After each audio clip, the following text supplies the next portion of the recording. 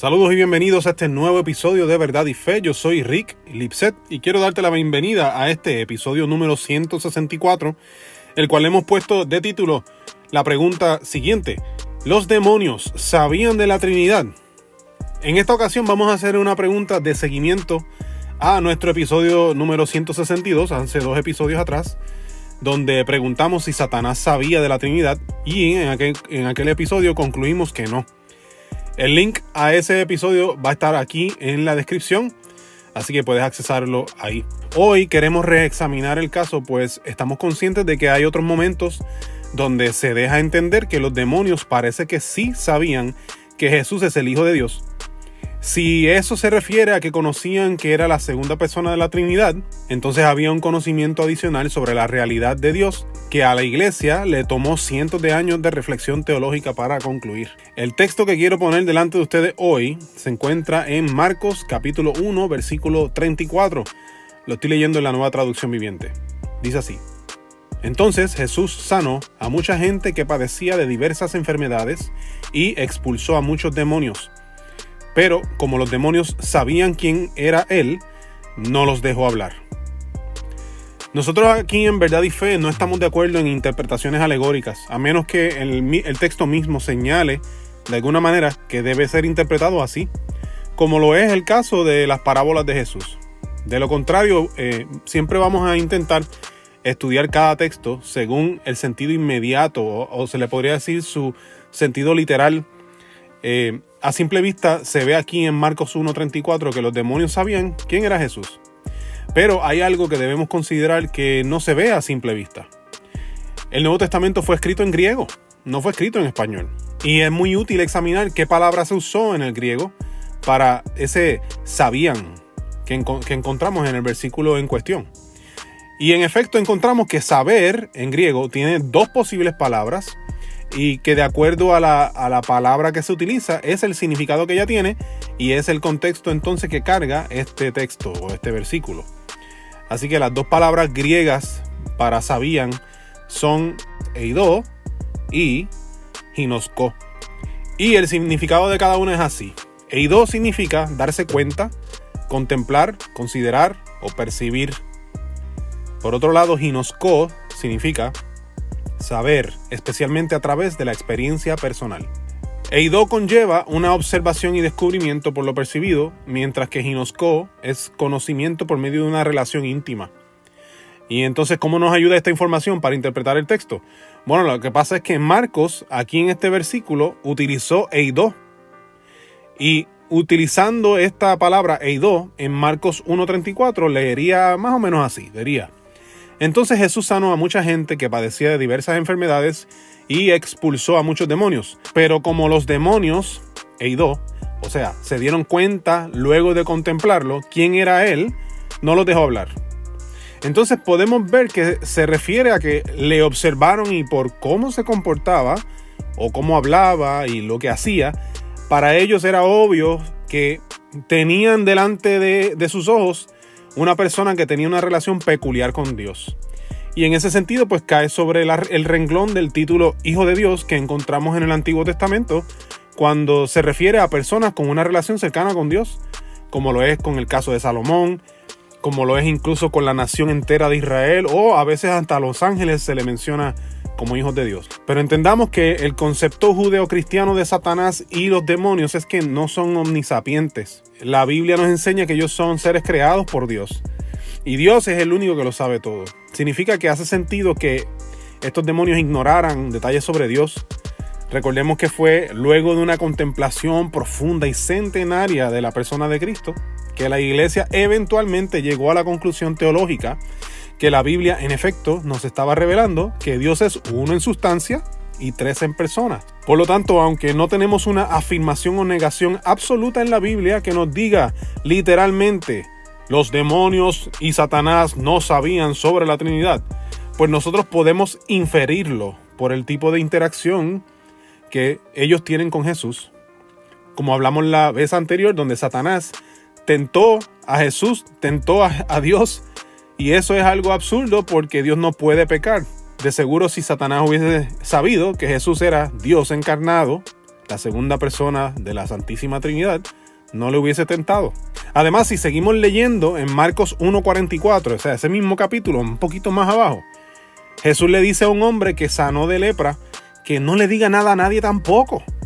Entonces, cuando tomamos los dos eventos juntos, podemos inferir que el énfasis que Jesús está dando aquí es que él no deseaba la popularidad temprana que iba a obtener en su ministerio si todo el mundo se enteraba rápido quién era él.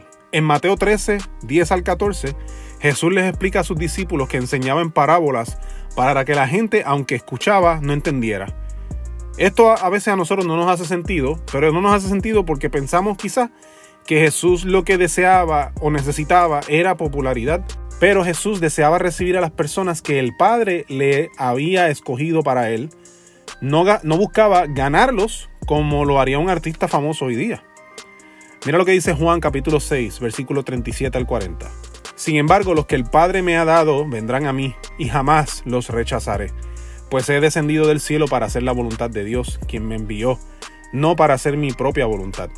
Y la voluntad de Dios es que yo no pierda ni a uno solo de todos los que Él me dio, sino que los resucite en el día final. Pues la voluntad de mi Padre es que todos los que vean a su Hijo y crean en Él tengan vida eterna, y yo los resucitaré en el día final. Con esto en mente vemos el pasaje en cuestión hoy y nos ponemos a preguntar, ¿qué hubiese pasado si los demonios, ante la experiencia de exorcismo con Jesús, descubrieran que tenía una relación única con Dios y lo divulgaran? Bueno, pues seguramente Jesús hubiese obtenido seguidores que vinieron por el testimonio de un demonio. Y eso no suena como el modo en que Jesús quería que la gente llegara a él. En su momento, Pedro incluso declaró que Jesús es el Mesías, el Hijo de Dios. Y la importancia que Jesús da a esa confesión es que se lo reveló su Padre, no fue ni carne ni sangre. Según fue progresando el ministerio de Jesús en la tierra, las masas de gente comenzaron a seguirle.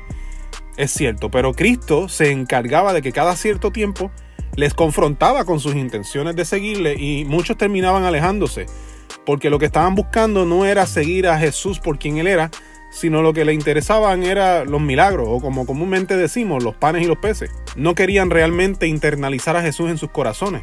Y esto lo vemos, por ejemplo, en el relato que es un poquito largo, ¿verdad? Que lo encontramos en Juan capítulo 6, del versículo 58 al 68, que lo pueden leer y van a ver que el énfasis de Jesús es ese, es ver cuál es la intención de estas personas que le estaban siguiendo.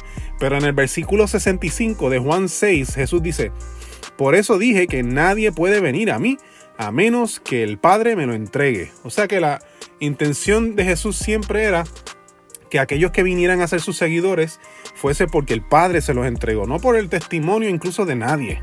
En conclusión, nosotros inferimos que los demonios no sabían la profundidad de quién era realmente Jesús. Cristo no les permitía incluso a ellos revelar que conforme a los estándares del Antiguo Testamento, él tenía una relación con Dios que le podían decir hijo de Dios. Ni tan siquiera eso Cristo les dejaba revelar. Los demonios usaban el marco de referencia que tenían sobre el uso de hijo de Dios y ni tan siquiera ese título quería Jesús que lo dijeran, pues el deseo de Cristo era recibir a los que el Padre le entregara.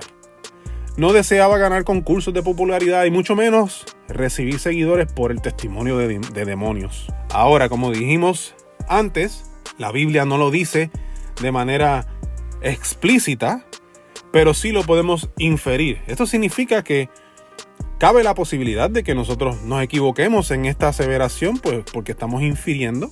Pero aún si nos equivocáramos, aún si los demonios y Satanás hubiesen sabido que Jesús era la segunda persona de la Santísima Trinidad, lo cual el texto parece que no está de acuerdo con eso, pero si fuese, aún así no cambia nada del mensaje del Evangelio. La salvación sigue siendo únicamente a través de Jesús. Así que realmente este tema, aunque sí es interesante y sí es peculiar y sí es importante saberlo, no cambiaría el mensaje del Evangelio, que es de extrema importancia. Espero que este episodio les haya sido de gran bendición en el día de hoy. Mi nombre es Rick Lipset. Recuerda que puedes encontrar nuestro ministerio de apologética en verdadyfe.com. Puedes enviarnos tus preguntas, como esta que contestamos hoy, a preguntas@verdadyfe.com. Estamos en las redes sociales. Nos encuentras en YouTube, que te invitamos a que te suscribas y le des a la campanita para que cada vez que subamos contenido nuevo seas alertado. Estamos en las plataformas más comunes de podcast y tenemos nuestra tienda de mercancía en verdadyfeststore.com. Nosotros acostumbramos a ofrecer nuestro contenido en las redes sociales de manera gratuita y no estamos pensando en hacerlo de ninguna otra manera, pero es cierto que tenemos algunos costos operacionales los cuales son cubiertos por su auspicio. Así que les damos las gracias por su compra de nuestra mercancía en nuestra tienda de verdadyfeststore.com. Eso es todo por hoy. Dios les bendiga y será hasta la próxima ocasión. Saludos.